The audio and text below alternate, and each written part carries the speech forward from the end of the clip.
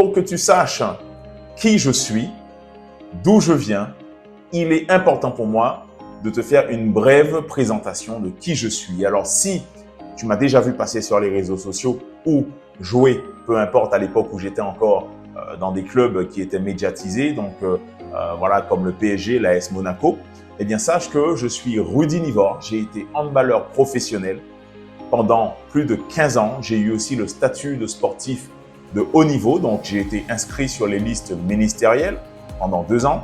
J'ai été inscrit aussi sur les listes Espoir France, donc pendant 3 ans, d'accord? Et j'ai joué, voilà, comme je le disais, dans des clubs de renom au statut du centre de formation. J'ai d'abord quitté les Antilles pour que tu saches un petit peu d'où vient mon histoire. J'ai quitté les Antilles, la Martinique en particulier, pour justement aller conquérir donc voilà cette carrière de sportif parce que j'ai vu que j'avais le potentiel pour. Au début, mes parents ne voulaient surtout pas me laisser partir parce que ils avaient entendu parler justement des déboires de certains sportifs antillais qui étaient revenus de leur expérience complètement fauchés, avec une mauvaise expérience, qui se sont fait avoir par des femmes, par le piège voilà, environnant on va dire, la flex culture ou on sait tout ce qui existe dans le sport de haut niveau, donc le fait de sortir, la fête, je n'ai pas besoin de mentionner certains joueurs qui avaient les meilleurs talents, donc comme Ronaldinho, comme Neymar, et qui, à cause de l'environnement sportif annexe, donc l'environnement sportif indirect, c'est-à-dire tout ce qu'il y a autour de l'entraînement, tous les gens qui gravitent autour, qui organisent les fêtes, les soirées, donc sans limite, avec l'argent, la possibilité d'avoir accès à un statut social et à des choses qu'on ne pouvait pas avoir quand on était dans la précarité. Et donc, toutes ces choses avaient effectivement donné une très mauvaise image à mes parents et donc ils ne voulaient pas me laisser partir en France pour tenter, ne serait-ce que pour essayer. Et donc, en quelque sorte, je peux aujourd'hui comprendre leur inquiétude après coup, après 20 ans d'expérience dans le haut niveau. Pourquoi? Parce que mon parcours d'éveil à l'intelligence financière du sportif a commencé par des expériences douloureuses et très douloureuses. Donc, mes parents n'avaient pas les mots, ils n'avaient pas l'expérience, l'expertise. Ils ne connaissaient pas en profondeur les dérives du sport professionnel. Eh bien, moi, je l'ai connu et en fait, voilà, je me suis fait avoir, on va dire, par ces abus de plein fouet. Et donc, malgré le fait que j'ai été double champion de France, que j'ai eu des titres et que j'étais effectivement parmi les jeunes espoirs, j'ai eu un regroupement, une sélection nationale en équipe de France. C'était un regroupement, voilà, un regroupement.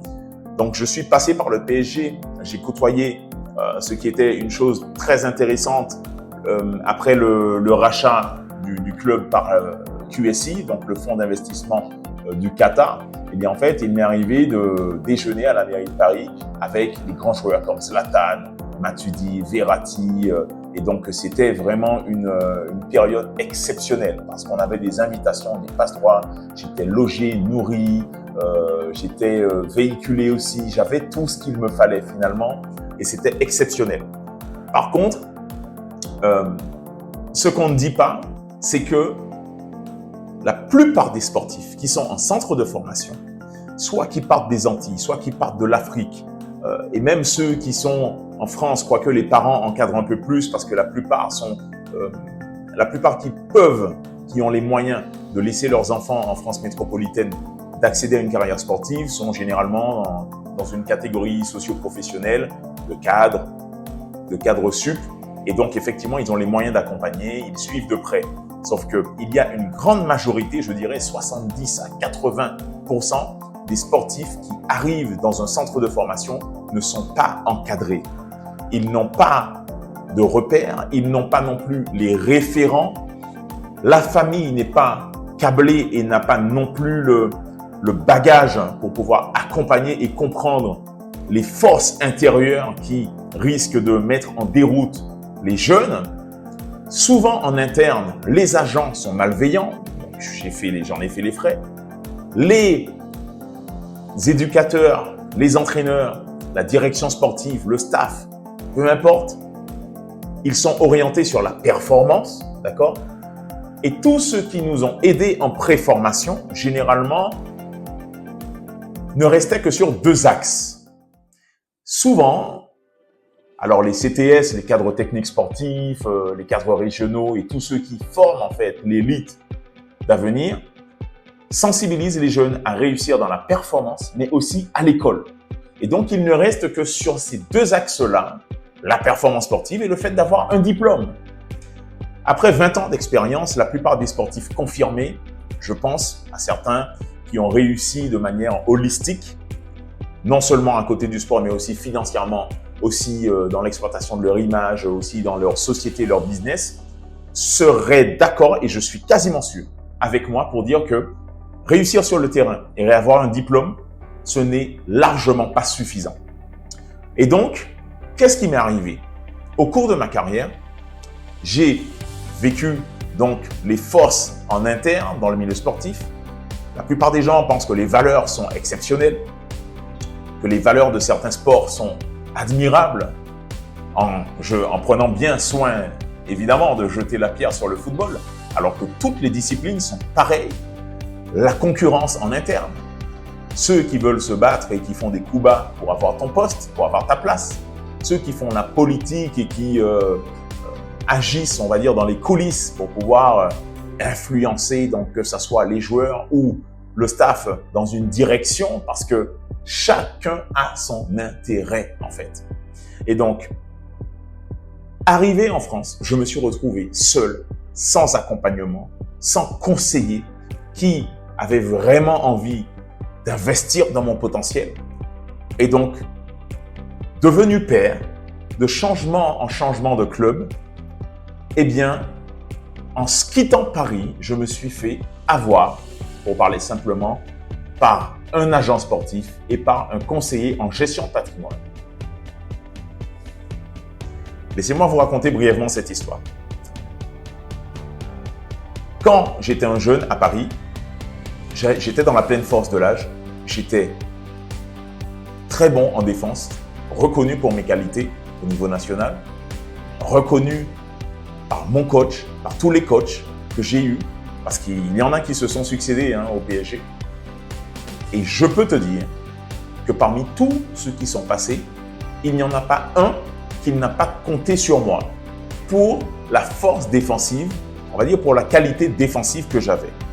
Et donc tous les coachs, à l'unanimité, qui sont passés, du plus au moins connu, reconnaissaient en moi les qualités d'un bon défenseur. Et en tant que jeune, j'étais souvent sélectionné sur les feuilles de match avec l'équipe première. Et il se trouve que j'ai participé activement à plus de 70% à la remontée au club de la 2e à la 1re division. Année durant laquelle nous avons fini champion de France de 2e division. Okay? C'était en 2010.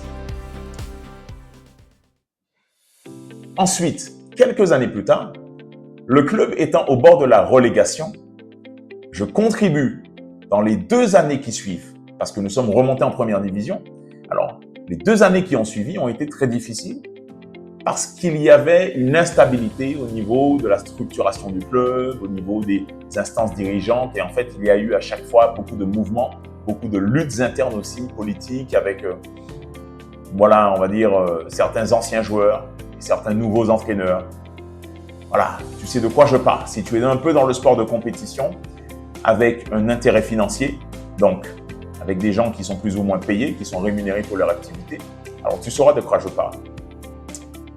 Et donc, pour faire court, on arrive à maintenir le club et c'était une des conditions pour que le Qatar rachète le club. Et là, magnifique, l'année du rachat, le Qatar investit et rachète les meilleurs joueurs du monde. Je parle de Mikel Hansen, je parle de Luc Abalo, je parle de Didier Dinard, je parle de Samuel Orobia, je parle de voilà, bien d'autres joueurs espagnols, donc Marco Sierra. Bon, il y en avait beaucoup qui étaient de niveau exceptionnel. Ok? Et il se trouve que durant cette année, évidemment, on fait un recrutement massif de la sorte.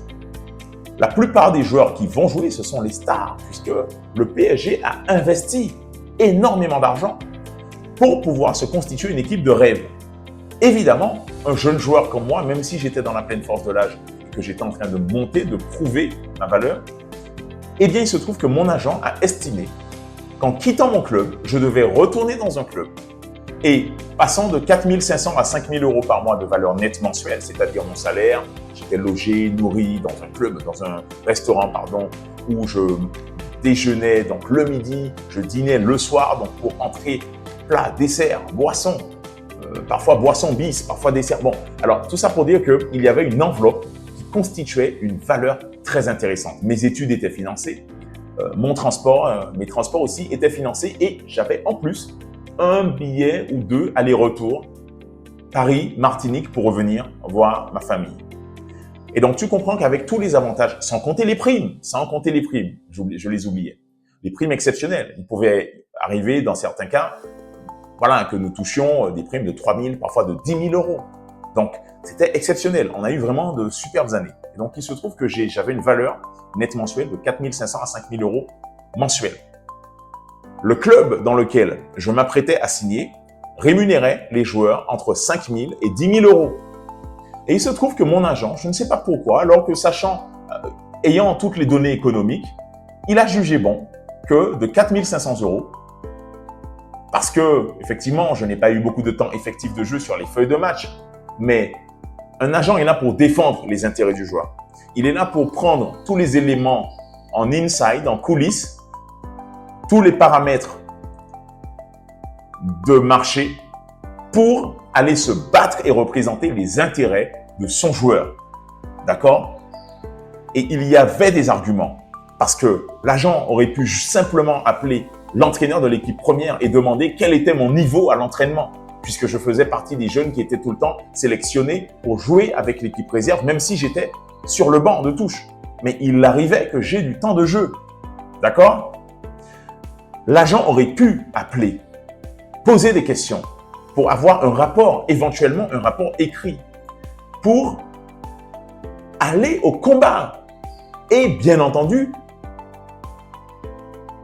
me valoriser, mettre en évidence ma valeur marchande parce que je n'étais pas dans n'importe quel club, même si j'étais un jeune joueur.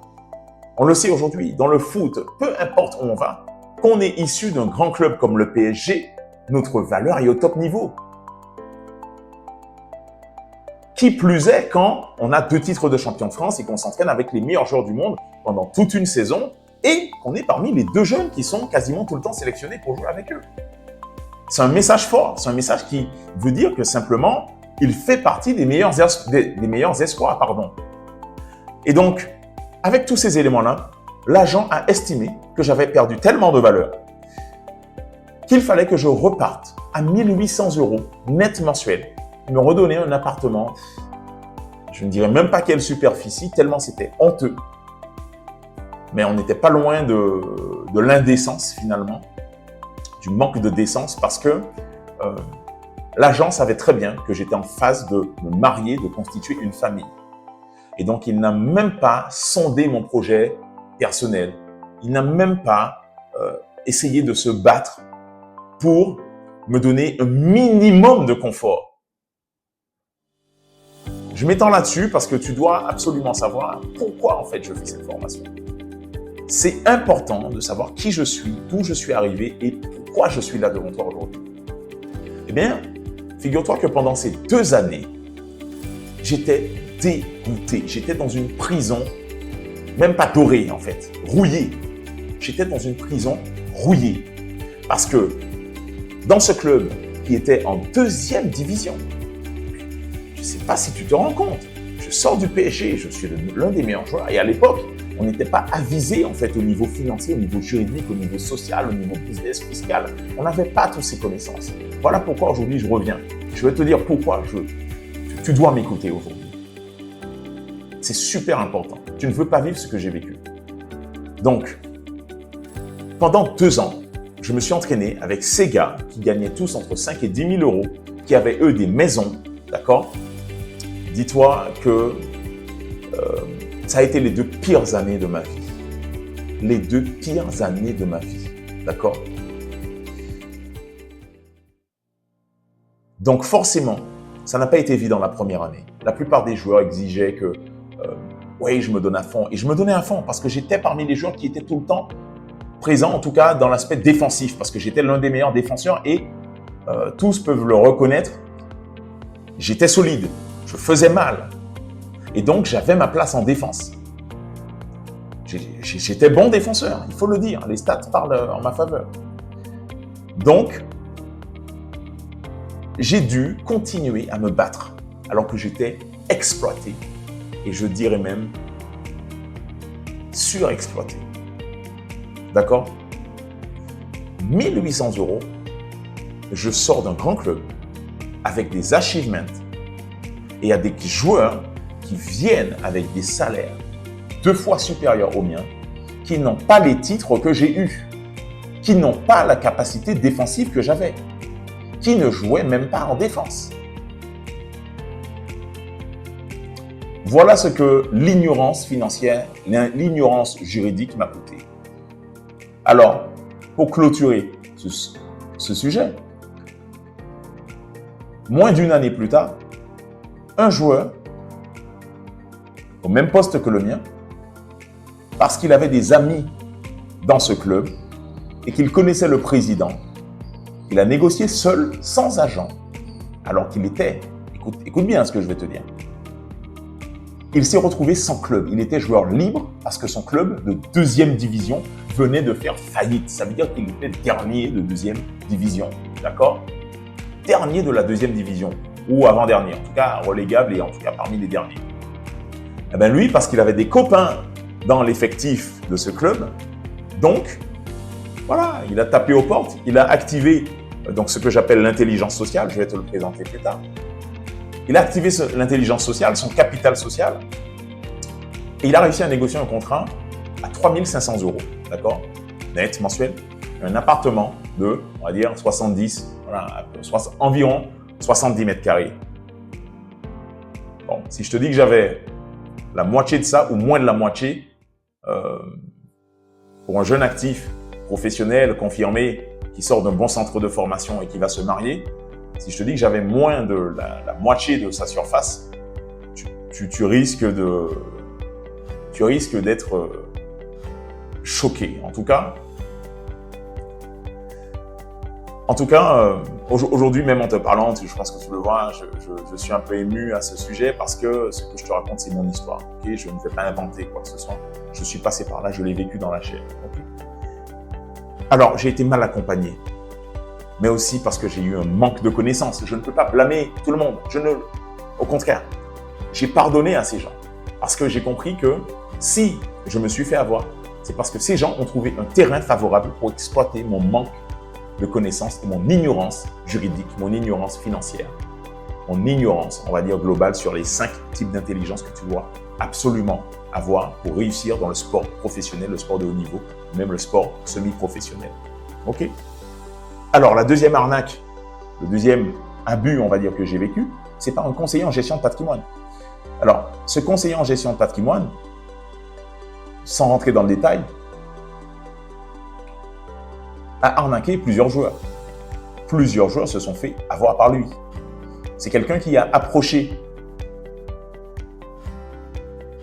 les dirigeants d'un club dans lequel j'étais, quand j'étais jeune, et sachant que ces jeunes avaient quasiment une chance sur 2, une chance sur 3 de signer un contrat professionnel, alors ce conseiller en gestion de patrimoine s'est mis quelqu'un du club dans la poche.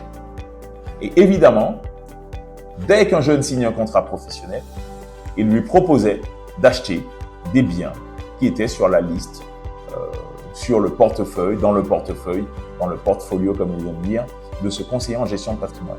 Sans audit personnalisé, sans recherche, sans questionnement, sans essayer de savoir, finalement, sans aller plus loin dans le conseil sur mesure, j'ai envie de dire, pour savoir comment adapter le projet immobilier à mes aspirations profondes et à mon besoin. On ne peut pas venir et proposer aux petits jeunes qui ne sont pas éduqués, qui ne sont pas formés, des biens comme ça à tout va, parce qu'ils sont sur une liste, sur un portfolio de produits de défiscalisation. Et c'est ce qui m'est arrivé. Défiscalisation, ça veut simplement dire que tu achètes un bien immobilier qui te permet de réduire tes impôts sur le revenu. Donc, les impôts que tu perçois en tant que salarié.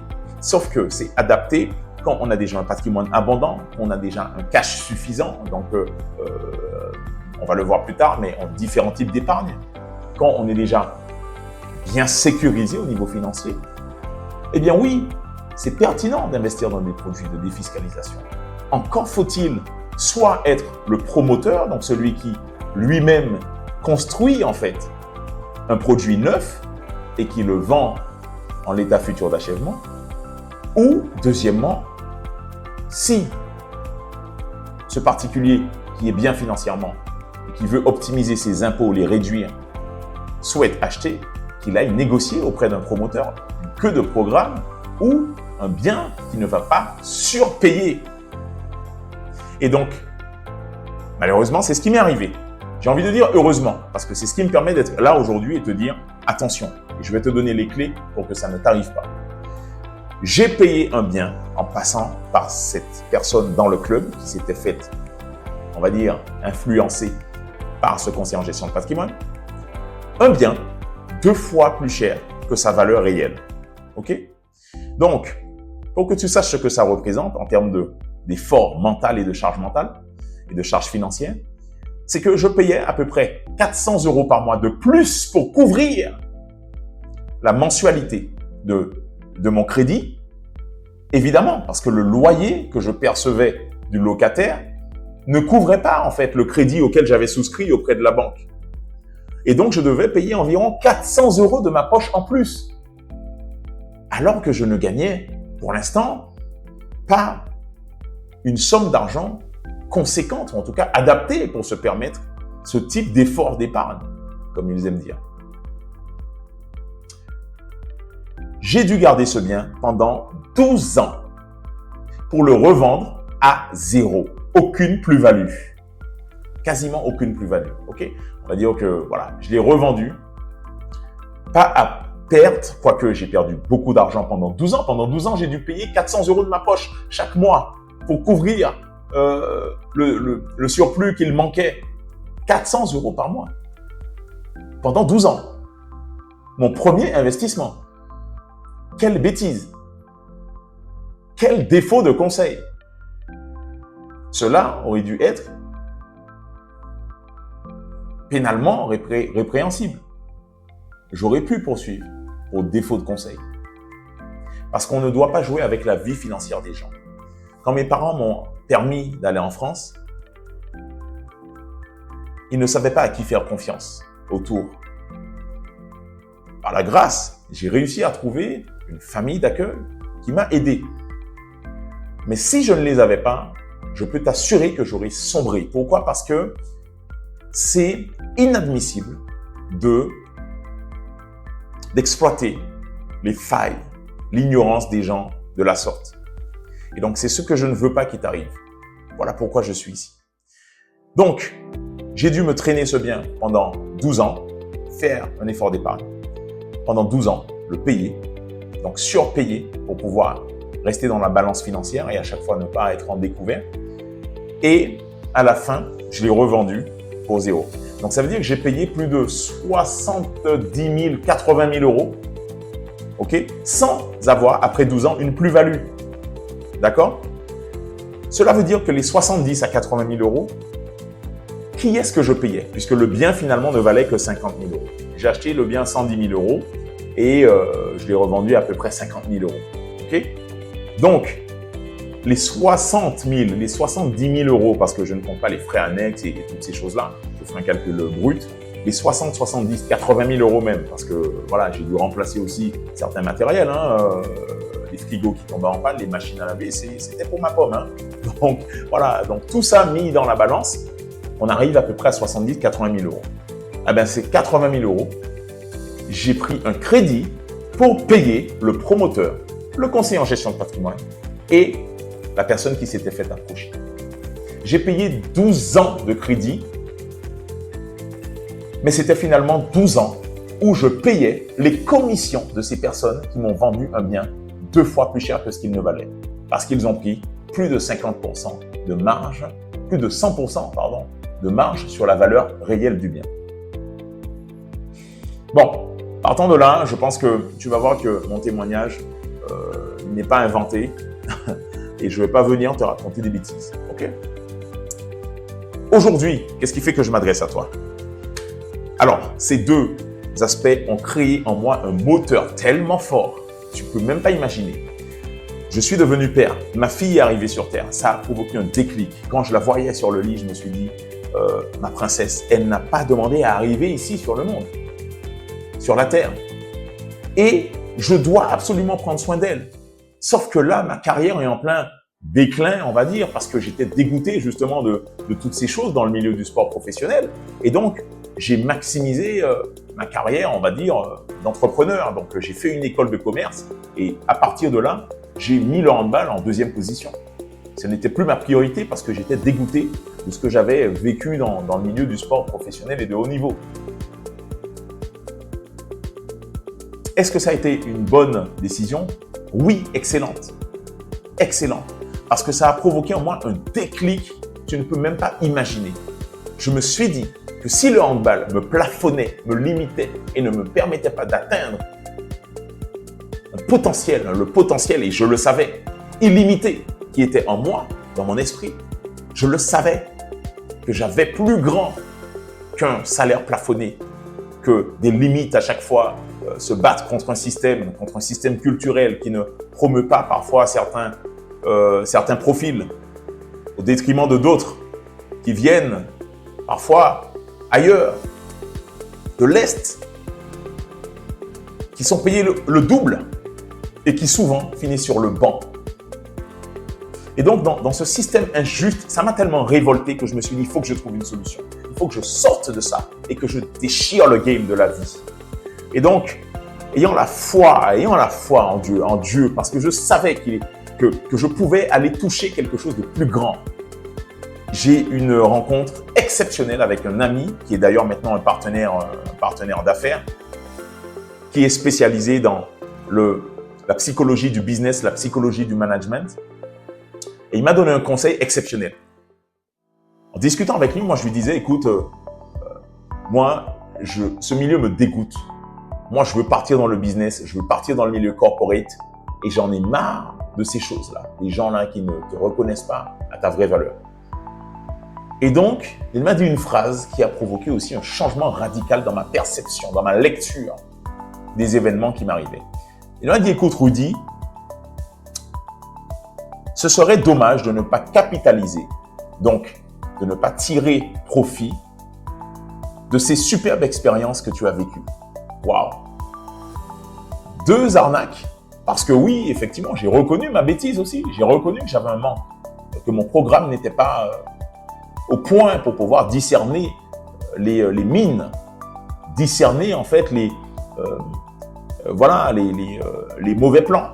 Je n'étais pas prêt parce que je n'avais pas programmé en fait mon mental, je n'étais pas assez expérimenté.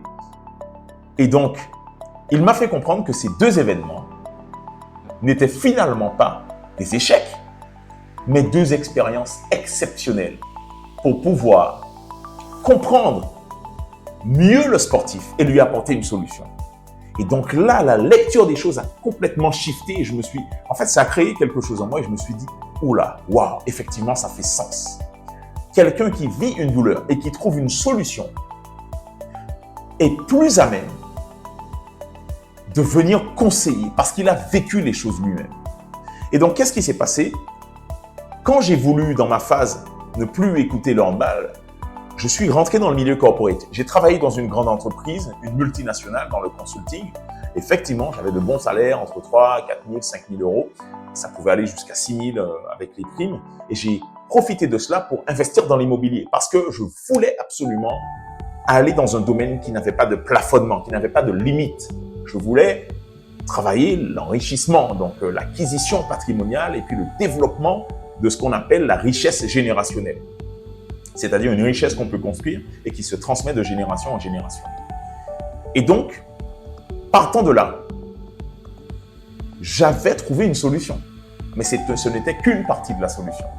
D'accord? Et c'est là que mon ami m'a dit, écoute Rudy, ce serait dommage maintenant de ne pas alors que tu as trouvé des solutions, de ne pas les apporter à tes confrères, à tes amis, à tes pairs, les sportifs professionnels. Ils vivent tous la même chose. Et c'est vrai. Tous les sportifs que je connaissais, j'en ai quoi? J'ai côtoyé les basketteurs de Paris-Levallois, de Nanterre, j'ai côtoyé les footballeurs du PSG, d'autres footballeurs également, donc les rugbyman. Il faut savoir que j'ai fait Grenoble École de Management, où c'était la première grande école qui proposait un parcours grande école pour les sportifs de haut niveau, donc j'ai côtoyé énormément de monde. J'ai fait aussi les étoiles du sport, donc avec Jean-Marc Mormec, avec Marie-Josée Pérec, avec Olivier Giraud et tant d'autres.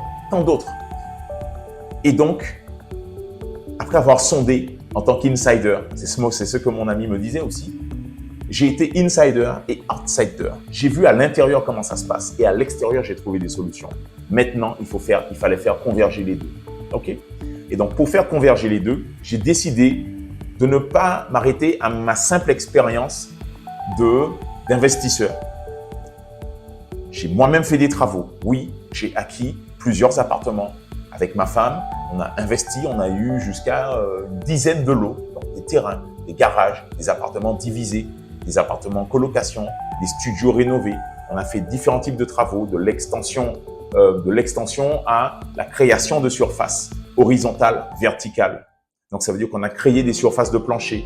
On a divisé en fait de manière verticale, ok, un bien. On a créé un petit étage, une mezzanine. On a fait beaucoup de choses. J'ai moi-même travaillé, j'ai mis les mains à la pâte. Mes coéquipiers le savent à l'AS Monaco parce qu'ils savent quand j'achetais mes appartements à Nice, autour de Nice, voilà, dans la Côte d'Azur, sur la Côte d'Azur, eh bien en fait, ils voyaient mon planning, il était hyper chargé parce que je me chargeais moi-même de piloter les rénovations, etc. Et donc, il se trouve que mes solutions sont arrivées aux oreilles des sportifs de la communauté par le biais d'un ami qui est un partenaire et que je remercie énormément, qui s'appelle Olivier Niocas, avec qui on travaille, avec qui on accompagne beaucoup de sportifs sur des projets immobiliers. Et donc, avec ce partenaire qui a été d'ailleurs et je tiens à le souligner, Olivier Niocas et Kevin Niocas, ce sont deux frères jumeaux exceptionnels. C'est eux qui m'ont propulsé à Paris. C'est eux qui, avec Cédric Sorino, Patrice Annonay, donc voilà, grand merci les gars, c'est eux qui ont tout fait pour me propulser, pour sortir le potentiel qu'il y avait en moi. Ils pouvaient parfois jouer sans moi, ils pouvaient marquer, ils étaient très athlétiques ces gars. Mais ils faisaient l'effort. En fait, on était dans une communication, une symbiose qui faisait qu'à un certain moment, on se trouvait les yeux fermés. Et donc, c'est des gars qui m'ont beaucoup aidé. Ils ont énormément contribué dans ma carrière. Donc, je remercie tous ces gens qui m'ont accompagné dès le début. Donc, voilà, Béatrice Pétricien, Hubert Courlat, voilà, Patricia Prévost, Dominique Danglade, tous ces gens, Patrice Lecroc qui est décédé, donc encore merci, Stéphane Cordinier, tous ces gens se reconnaîtront. Et donc, on peut tracer mon parcours. Tu peux voir d'où je suis parti. Tu peux voir comment je suis arrivé au PSG. Tu peux voir comment j'ai évolué dans plusieurs clubs. Et donc, j'ai connu en fait les différents niveaux, les différentes luttes internes, politiques, les différents tempéraments qu'il y a dans le vestiaire. Le vestiaire, je connais. C'est pas facile. Il faut s'habituer à naviguer dans un environnement qui est hostile, violent, où on ne recherche pas ton bien. Ils ne t'aiment pas et ils ne vont pas t'aider. Tu dois te battre et tu dois prouver chaque jour que tu mérites ta place. Donc, c'est très mental. OK? Donc, avec Olivier Niocas, on a décidé de monter ce projet et d'accompagner les sportifs. Donc, on a levé effectivement des millions d'euros à Nice. De son côté, il a une zone spécialisée, Olivier Niocas aussi, où il intervient sur des projets de très haute qualité. D'accord? Et donc, partant de là, j'ai vu que le constat et le besoin étaient vraiment réels. Donc, les sportifs avaient besoin d'être éduqués financièrement. Et donc, plutôt que de s'arrêter à l'accompagnement de projets immobiliers qui étaient souvent délaissés et confiés aux sportifs une fois qu'on avait fini les rénovations, je me suis rendu compte que le sportif avait besoin de comprendre son propre business pour pouvoir être éveillé et savoir quel prestataire choisir, pour savoir lire des règlements de copropriété, faut savoir interpréter aussi les appels de fonds, les appels de charges pour les travaux de la copropriété. Ils doivent savoir aussi lire le plan d'urbanisme, comprendre les mécanismes fiscaux, savoir comment gérer les papiers, l'administratif. Et donc, je me suis rendu compte que le sportif a besoin d'être éduqué sur plusieurs points, sur 5 types d'intelligence. Aujourd'hui, voilà pourquoi je suis avec toi. C'est parce que quand j'ai compris cela, j'ai compris que pour allier mon expérience, mon passé et la solution que j'avais trouvée, il fallait l'aspect formation. Donc, au-delà de mon expertise, j'ai passé un diplôme d'expert immobilier. J'ai aussi acquis la carte professionnelle d'agent immobilier parce que l'école de commerce m'a permis de l'avoir. J'ai aussi validé 2 licences d'agent. Donc, ce que j'avais vécu comme un traumatisme ou comme une expérience douloureuse, j'ai voulu comprendre l'envers du décor. Et je me suis donné 1 an à fond, où j'ai validé la licence d'agent, la plus difficile à valider au monde d'ailleurs, qui est la seule reconnue par la FIFA comme permettant de faire des transactions internationales, la licence d'agent de la Fédération française de football. L'année d'après, je ne me suis pas arrêté et je me suis dit que je veux aller plus loin. Je veux pouvoir aider aussi mes confrères handballeurs. J'ai validé la licence à même niveau de difficulté de la Fédération française de handball. Et dans la même année, j'ai aussi validé un cursus que je menais en parallèle de niveau Bac plus 5, Bac plus 6, donc voilà, RNCP 7, de niveau 7, le diplôme référence en France dans l'expertise en gestion, dans le conseil de patrimoine. OK? Et donc, j'ai voulu faire tout ça. Pourquoi? Parce que je ne voulais pas simplement arriver avec mon expérience, la solution que j'avais trouvée et pas la crédibilité pour être là en tant que formateur, en tant qu'éducateur spécialisé dans l'intelligence financière des sportifs. Aujourd'hui, tu connais mon parcours. Voilà pourquoi je te dis, j'ai perdu moi plus de 200 000 euros voilà, facile sur le long de ma carrière. Bon, en entendant ça simplement, je sais que tu n'as pas envie que ça t'arrive et je ne veux pas non plus que ça t'arrive. OK? Donc, pour cela, j'ai effectivement conçu le premier programme à destination des sportifs aspirants, professionnels, semi-pro, de haut niveau, peu importe, même aussi pour ceux qui veulent accompagner, qui consiste à donner aux sportifs les 5 types d'intelligence. On va les détailler dans quelques instants. Pour que tu saches simplement, il y a 4 formations qui sont de niveau 1. De niveau 1, je veux dire, qui sont très accessibles et que tous les sportifs peuvent écouter, même en allant dans un déplacement 5 heures de bus. Voilà, ce sont des petites capsules de 5, 10, 15 minutes, etc. qui vont effectivement te permettre d'apprendre petit à petit les concepts de base pour pouvoir être intelligent dans tous ces domaines-là. OK?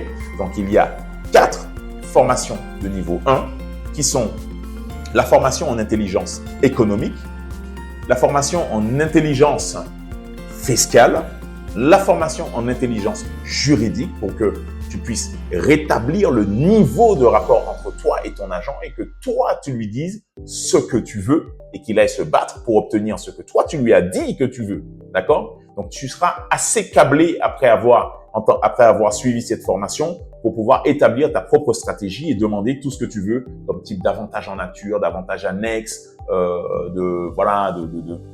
et de tout ce que tu peux, de clauses juridiques aussi. Donc, voilà, je te conseille honnêtement, si tu souhaites progresser dans ta carrière, prends ces formations.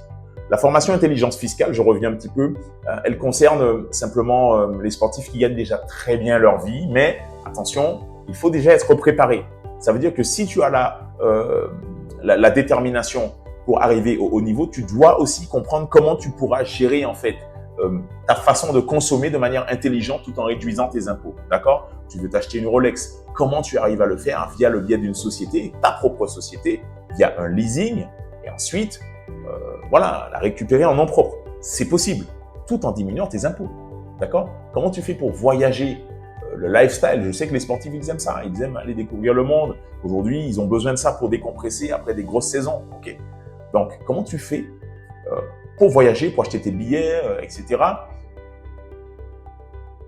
sous couvert de ta société tout en diminuant tes impôts. D'accord? Comment tu fais si tu vas acheter des courses et des choses, tu veux, peu importe, aller au restaurant ou faire des choses, on va dire acheter des vêtements pour tes enfants, tout en diminuant tes impôts. Il y a des astuces. Donc, la formation intelligence fiscale est là pour, on va dire, ouvrir l'ingénierie fiscale, on va dire la créativité, pour susciter en toi la créativité fiscale. Non pas pour donner un conseil, je le dis bien, parce que certains comptables vont dire non, ils ne te suivent pas sur les stratégies que je donne, et certains peuvent dire il y a des façons de le mettre en place légalement. Ok, donc encore une fois, ce sont des êtres humains qu'il y a derrière, et on ne peut pas voilà, considérer que c'est un conseil que je donne. C'est vraiment considère-le comme une expérience transmise, un coaching de haut niveau, une formation qui a pour but effectivement d'élargir les horizons pour que tu deviennes un stratège et que tu deviennes un bon businessman de ta carrière sportive. Ok, voilà comme ça. Et puis ensuite, donc l'intelligence sociale qui est très importante pour savoir comment gagner de l'argent avec ta propre image et puis aussi gagner de l'argent au travers de ton réseau, maximiser tes relations. Donc, ces 4 formations font partie de ce que j'appelle le socle de niveau 1, d'accord? Parce qu'elles sont vraiment accessibles à tout le monde et d'ailleurs, tous les sportifs en ont besoin de ces 4 piliers-là. Et ensuite, il y a la formation de niveau 2 qui consiste à maîtriser toutes les étapes de l'acquisition immobilière. Donc ça, c'est pour le sportif qui veut maintenant investir dans l'immobilier. Et là, tu comprends que le niveau est différent, ok?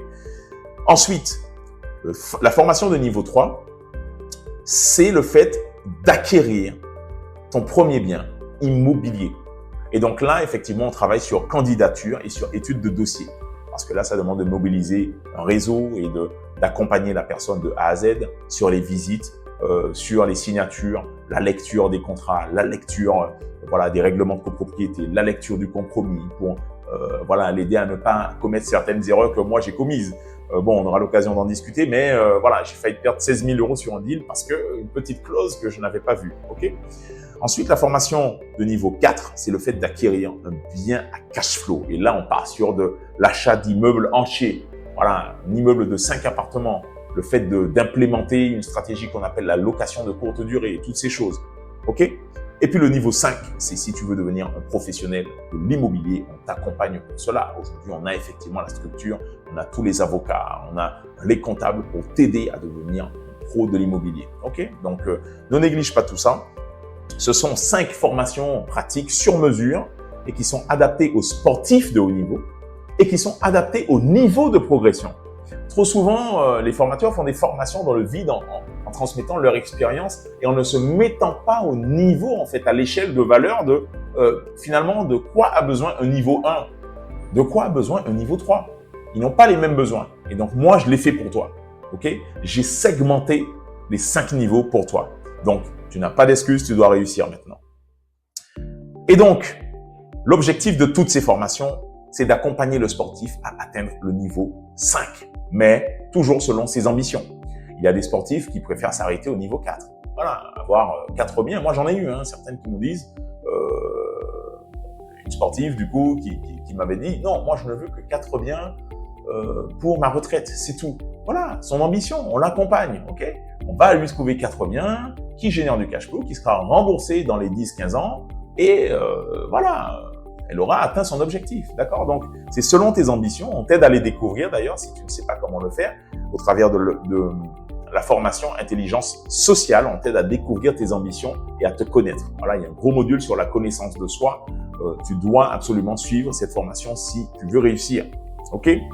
Et donc, c'est un parcours qui est pratique et progressif parce que nous, on ne fait pas simplement de la formation digitale, on est aussi là avec toi, ok? On est aussi là avec toi, on répond, c'est moi aussi, je suis là, on passe des appels, on prend des consultations, il y a un forfait, une quantité d'heures qui est offerte pour toi et ensuite, bien entendu, on passe sur de l'accompagnement, mais évidemment, on est avec toi, on ne te lâche pas, d'accord?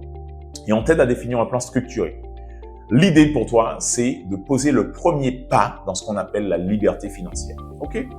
Donc, dans les 5 piliers d'une carrière sportive, dans le socle commun de niveau 1, il y a l'intelligence économique, savoir comment Et là, donc voilà, je t'exhorte, hein, je t'encourage vraiment à prendre le livre parce que on va dire que c'est le premier support pédagogique qui permet aux sportifs, au-delà de la formation orale et visio, d'avoir un support. C'est-à-dire, tu pars en déplacement, peu importe, eh bien en fait, tu peux feuilleter, ne serait-ce que si c'est le module sur comment développer tes réseaux sociaux ou comment avoir une stratégie de réseau de communication adaptée à ta personnalité, ben, tu lis que cette partie-là. C'est un livre, un support pédagogique hyper pratique, avec un bon ton, une bonne connaissance, une bonne, en fait, on va dire, une bonne étendue, en fait, de tout ce qu'un sportif peut développer et maximiser chaque pilier pour gagner le maximum d'argent et avoir le maximum de paix une fois qu'il va entamer, on va dire, le processus de transition. Écoute, je vais te dire quelque chose. Un sportif qui gagne déjà autant d'argent grâce à des investissements pendant qu'il joue, il est beaucoup plus relax et il est beaucoup plus créatif sur le terrain qu'un sportif qui ne dépend que du sport. Le sportif qui ne dépend que du sport, il ne veut pas faire d'erreur. Et donc, il est crispé, il a peur qu'on lui prenne sa place, etc. Le sportif qui est indépendant financièrement, qui a déjà des contrats en images, en exploitation d'images, qui a des biens immobiliers, qui a un portefeuille d'actions ou de produits financiers. Voilà, ça aussi j'en parle d'ailleurs. Très bon livre, Cessez de vous faire avoir, de Charles Gave. Vous devez lire ce genre de livre pour vous composer un portefeuille financier qui va faire du 6 à 8% chaque année. D'accord? Bon, le sportif aussi qui a un réseau puissant, qui a déjà signé des contrats d'association, de partenariat ou de société avec des partenaires du club qui gagnent déjà des dividendes, je peux t'assurer que ça fait la différence. Tu seras beaucoup plus créatif. On ne peut pas te mettre la pression, tu es insaisissable. Et donc, du coup, tu es plus créatif et beaucoup plus, on va dire, bankable sur le terrain. OK? En fait, on va te remarquer. On va voir que tu auras quelque chose en plus. Donc, je t'assure, prends le livre. OK? Donc, les cinq types d'intelligence que tu dois avoir, c'est l'intelligence économique. Voilà, l'objet de la première formation, celle que nous allons faire. L'intelligence sociale, d'accord? Une autre formation, tu dois aussi la faire. L'intelligence juridique, OK? L'intelligence fiscale aussi, qui est un module plus court, mais pour t'ouvrir la créativité fiscale dans les montages, dans l'optimisation fiscale, voilà ce que les gens aiment bien dire. Eh ben, il y a l'optimisation fiscale du sportif. Et donc, cette formation aussi te donne les pépites pour ça. Et l'intelligence matrimoniale qui consiste à bien savoir comment se mettre en couple avec quelqu'un. On ne peut pas faire de formation là-dessus parce que c'est un sujet qui est très délicat et ça demande forcément une consultation privée parce qu'il y a des dizaines et des dizaines de paramètres qu'on doit analyser et c'est au cas par cas et c'est selon effectivement la vision du couple de la personne, selon le patrimoine de chacun, selon l'héritage qu'a déjà reçu l'un ou l'autre, selon s'il y a un enfant ou pas, selon si c'est une famille recomposée. Bon, il y a énormément de critères, tu n'imagines même pas. Et donc, là aussi, on va t'aider à bien structurer ta structure matrimoniale, c'est-à-dire comment tu vas te mettre en couple, si tu dois te marier, si tu veux te paxer, bon, on te conseille là-dessus. Le diplôme en expert patrimonial que j'ai acquis, en fait, m'a donné une forte connaissance sur ça, les régimes matrimoniaux, les modes de conjugalité, qu'est-ce que je risque si jamais, j'achète en indivision avec ma copine, qu'est-ce qui se passe à partir de 1,3 million de 1,3 million de patrimoine si je suis en concubinage notoire, c'est-à-dire si je vis avec quelqu'un, eh ben en fait vous serez soumis à l'IFI, c'est un impôt et donc il faut faire attention. Beaucoup de nuances dans toutes ces choses, mais on est obligé de prendre une consultation. Donc tu cliques simplement sur la plateforme Elite Sport Conseil si tu veux une consultation au niveau de l'intelligence matrimoniale et on se fera un plaisir de t'accompagner et de te conseiller. Donc, comme je l'ai dit, procure-toi ce livre. Super important, c'est le premier support pédagogique écrit par un ancien sportif de haut niveau qui a connu des grands clubs, qui a vécu les abus, qui a trouvé une solution, qui a passé les meilleurs diplômes pour pouvoir mettre les mots sur les solutions qu'il a trouvées. Et ensuite, le livre qui vient synthétiser, globaliser. En fait, je viens te donner mon parfum. Finalement, toute l'expérience de 20 ans, tu vois, dans le sport et dans le monde du business, dans le monde du conseil, pour pouvoir te donner ça. Ça là, c'est une pépite, c'est un parfum et il est unique. Je t'assure, prends-le. C'est au tutoiement. En fait, le livre, tu as l'impression de discuter avec moi finalement. Donc, prends-le et puis tu pourras toujours te référer à l'un des 5 types d'intelligence pour pouvoir justement avoir des conseils en fonction de ton moment. Ça se trouve, si dans ta carrière, voilà, tu commences à envisager de te mettre en couple avec ta petite amie, eh bien, il sera pertinent de lire que le module sur l'intelligence matrimoniale. Okay, si maintenant tu commences à avoir des problèmes avec les impôts, tu vas voir comment, voilà, dans le module intelligence fiscale. Dans le module intelligence fiscale, tu veux faire des donations pour aider les jeunes, tu as une association, tu veux faire du bien, fais-le intelligemment. Tu peux créer une association et voilà, donner de l'argent à ta propre association qui fait que toi-même tu réduis tes impôts sur le revenu. Ton association, voilà, forcément la présidente, ce sera peut-être ta mère, quelqu'un de confiance, etc. Et voilà, ça peut même permettre à ta mère d'avoir un complément de revenu à la retraite et d'aider la cause que tu souhaites servir. Donc, beaucoup d'informations ici, mais je t'assure, ça là, c'est le premier support pédagogique pour les sportifs de compétition. Ok? Donc, maintenant que tu as l'envers du décor, l'arrière-plan, d'où je viens, c'est important que tu connaisses mon témoignage pour que tu saches qui est ton formateur, qui est l'expert qui te conseille aujourd'hui. Et donc, tu as compris que j'ai l'expérience du sportif, j'ai l'expérience des médailles, de la gloire, les photos avec Zlatan, enfin, peu importe quoi, voilà. Invité au Parc des Princes en loge, les premières loges, ayant vécu à Monaco, à Nice, investisseur, donc voilà, on a explosé avec ma femme, voilà, on a explosé le 1 million d'euros de fonds levés pour pouvoir investir sur plusieurs appartements, etc., faire du déficit foncier. Aujourd'hui, on revient avec les diplômes, les meilleurs diplômes. Ça a été des années de sacrifices énormes, tu ne te rends même pas compte du sacrifice, ma femme peut en témoigner, ça n'a pas été de tout repos. Mais aujourd'hui, on vient avec ça. Et c'est le parfum qu'on a libéré pour que tu réussisses ta carrière à 100% et que tu exploses les compteurs, que tu sois bon non seulement sur le terrain, mais que tu sois aussi bon, pas seulement avec le diplôme. Le diplôme ne suffit pas, je t'assure. Beaucoup de sportifs avaient suivi en fait cette première vision pédagogique en disant qu'il faut être bon sur le terrain et avoir un diplôme au cas où. Je peux t'assurer qu'ils ont vécu la descente aux enfers. Il y a Émilie Andréol, la judokate, qui a l'un des meilleurs diplômes, enfin bon, dans son domaine. Je crois qu'elle est diplômée en droit ou un truc comme ça. Elle n'a pas... Enfin, elle a posté sur LinkedIn. Personne ne l'acceptait. Aujourd'hui, les gens, on pense qu'on est sportif de haut niveau, que c'est beau et que oui, on sera facilement accepté dans le monde de l'entreprise. Si tu n'as pas le bagage, je t'assure, tu ne vaux rien.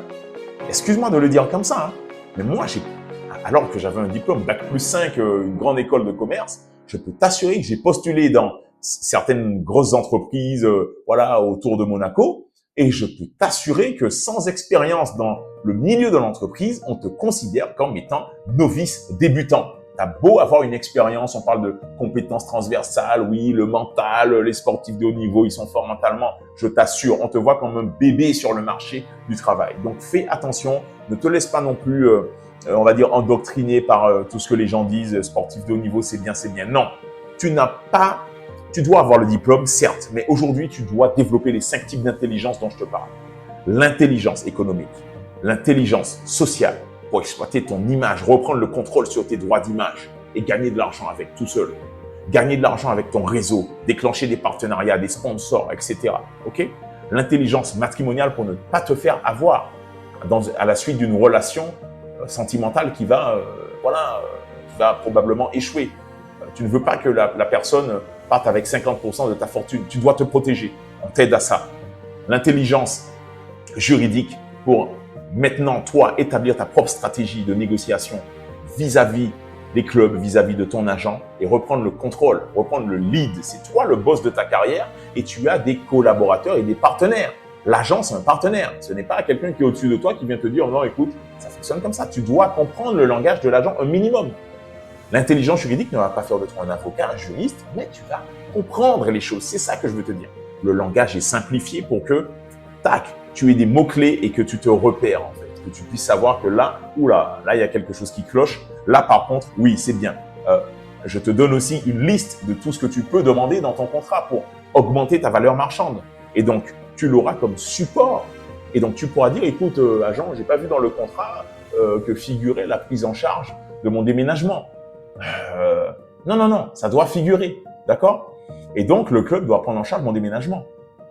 Donc, toutes ces petites astuces-là que je donne dans la formation intelligence juridique, ok? Et puis, intelligence fiscale, comme je le disais. Donc, ces 5 types d'intelligence, tu dois absolument les avoir si tu veux réussir ta carrière sportive.